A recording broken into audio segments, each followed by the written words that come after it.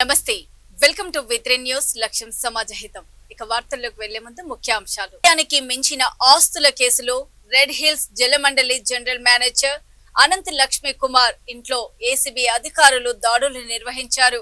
హైదరాబాద్ లోని ఆయన నివాసంతో పాటు అతని బంధువుల ఇళ్లలో ఏకకాలంలో 8 ప్రాంతాల్లో సోదాలు చేపట్టారు.